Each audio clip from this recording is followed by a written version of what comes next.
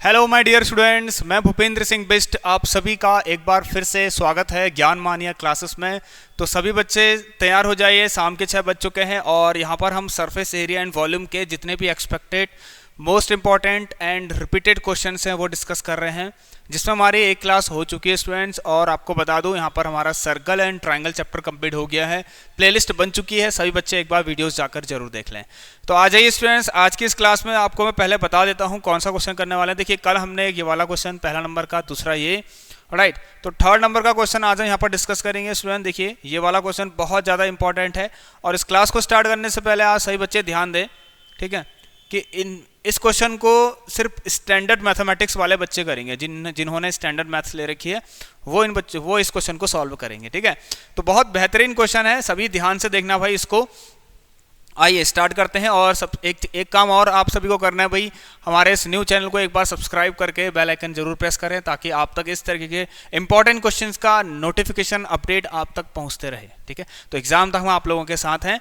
And one more thing students, आपको नीचे moving text पर दिखाई दे रहा है कि हमारी साइंस की क्लास 8 बजे चलती है। यस, डेली 8 बजे आती है, तो सभी तैयार रहना, ठीक है। ओके, तो आइए स्टूडेंट देखिए क्वेश्चन की तरफ बढ़े। इस सबसे पहले तो भाई मुझे इसका फिगर बनाना पड़ेगा, तो पहले तो मैं इसका फिगर बनाऊंगा। देखिए इसके अंदर क्या क्या करना है हमें, ठीक। चलिए भाई, फिगर बनाने की जरूरत है भाई, ठीक है। ये कौन है कुछ इस तरीके से स्टूडेंट, ठीक है। और यहाँ पर क्या हो रखा है, ये पानी से भरा हुआ था और इसके बाद इसमें एक स्फेयर को हमने इमर्स किया है, ठीक है। एक स्फेयर इसके अंदर डाल रखा है, अच्छा इसको इमर्स कर रखा है, इस तरह से लिखा हुआ है, ठीक है।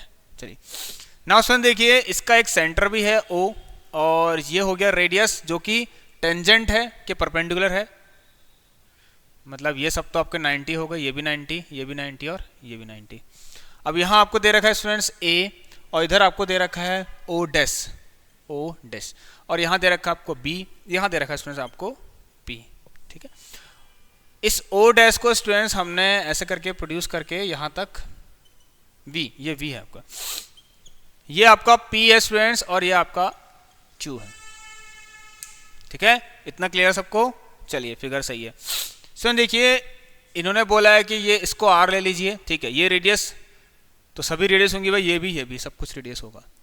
अच्छा यहाँ पर एक वैल्यू गिवन है स्टूडेंट्स आपको, भाई देखिए एक वैल्यू है जो गिवन है आपको, वो क्या है, इस AO डैश मतलब कोन का जो है स्टूडेंट्स क्या दे रखा है आपको, रेडियस दे रखा है AO डैश कितना दे रखा है, 6 सेंटीमीटर।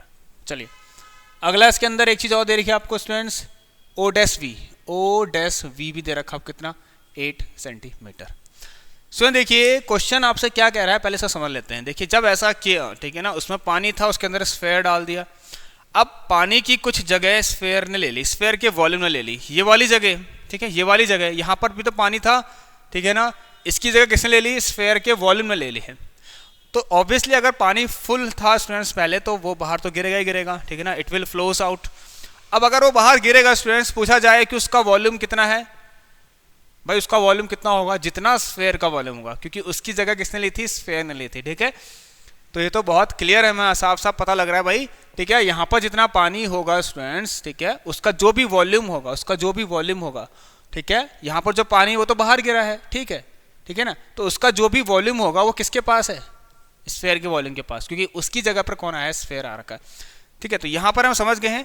अब क्वेश्चन आपसे क्या पूछना चाह रहा है स्टूडेंट, देखिए कितना पानी बाहर फ्लो हुआ, ठीक है ना, कितना फ्रैक्शन पानी बाहर फ्लो हुआ। अब किसका फ्रैक्शन किसका, भाई ध्यान देना स्टूडेंट, ठीक है। इसका कौन सा भाग, मतलब इस कोन का कौन सा भाग, कितना भाग जो है पानी बाहर गया, कितना पार्ट पानी बाहर गया।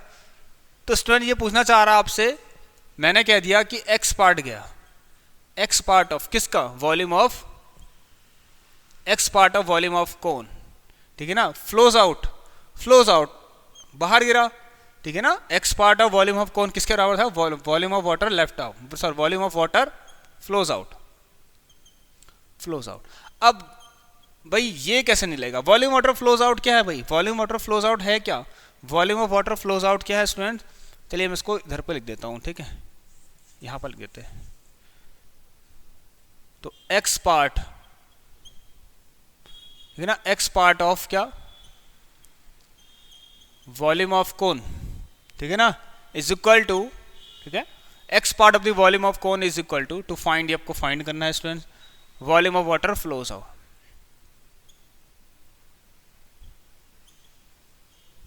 ठीक है स्टूडेंट्स, यहां तक क्लियर है सबको? चलिए भाई, तो देखिए अब ये फाइंड कैसे होगा, इसको अगर देखें हम फाइंड कैसे होगा, आ जाइए बताता हूँ आपको। बहुत सिंपल है, कठिन बिल्कुल भी नहीं है, ठीक है, बिल्कुल भी कठिन नहीं है, आप बस ध्यान से इसको देखना। ठीक है, यह है इक्वल टू का साइन, आपका साफ दिखाई दे रहा है सबको? चलिए, वॉल्यूम वाटर फ्लोज आउट क्या है भाई? वॉल्यूम ऑफ फ्लोज आउट किसके बराबर है? वॉल्यूम ऑफ स्फीयर के बराबर है। इसका मतलब आपको फाइंड क्या करना है, X equal to volume of sphere upon volume of cone, ये आपको फाइंड करना है। ठीक हो गया? चलिए भाई, सब कुछ गिवन है, एक चीज की कमी यहाँ महसूस क्या हो रही है मैं आपको बताता हूँ, वो क्या है भाई, यहाँ पर कोन का तो ठीक है रेडियस दे रखा आपको, दिस इज 6, लेकिन स्फीयर का रेडियस नहीं है। अब इसके लिए हम एक कॉन्सेप्ट है यहाँ पर सिमिलर ट्राइंगल, उसको यूज करना चाहेंगे। ठीक है, तो उससे पहले स्टूडेंट आपको क्या करना है यहाँ पर, देखिए ध्यान देना। ठीक, ये आपको टू फाइंड में डाल सकते हैं कि हमें फाइंड ये करना है, टू फाइंड दिस।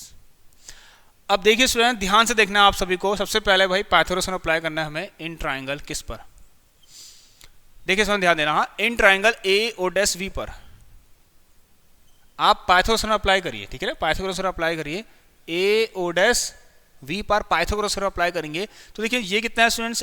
अच्छा, इसमें एक चीज और दे रखी है, ये आपको, हाँ मैंने पहले लिख दिया था। ठीक है, तो ए वी का square is equal to O dash V का square plus A O dash का स्क्वायर। ठीक हो गया?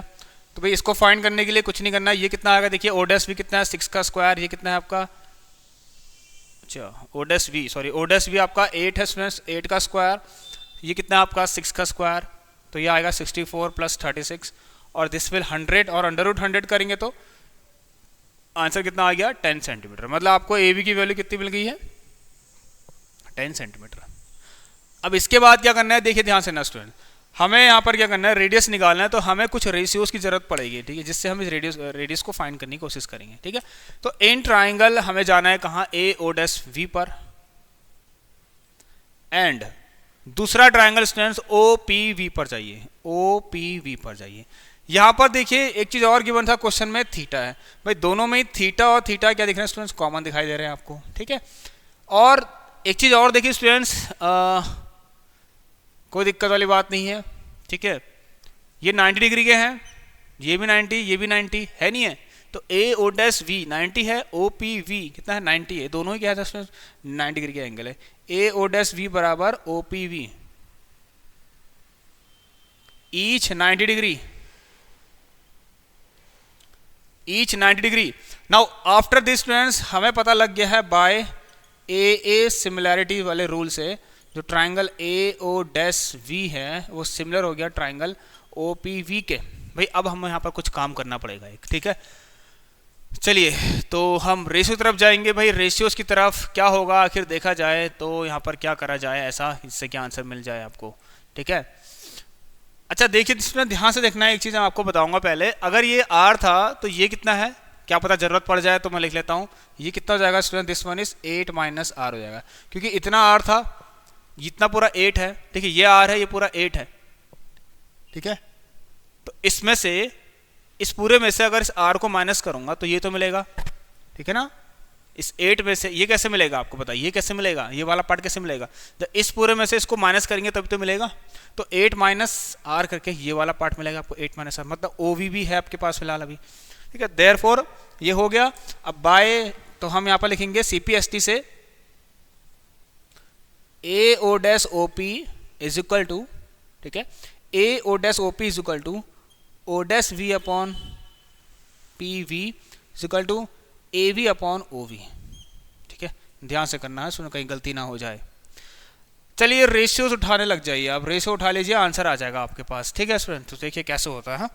ए ओ डैश ओ पी आपको दिखाई दे रहा है, यस, ये है 6, ये है आर, तो A O dash upon O P अगर ये लेते हैं हम, और ओ डैश वी और पी वी लें, O dash V and P V, नहीं पी वी नहीं लेते हैं क्योंकि यहाँ पर पी वी नहीं है मेरे पास, तो A V upon O V ले लीजिए, A V upon O V, यहाँ से मिल जाएगा वो। ये कितना है स्टूडेंट, ये 6 था, और OP कितना है, यहाँ पर R है, AV कितना है 10 है, जरूरत है भाई इसकी, OV कितना है 8 माइनस R है।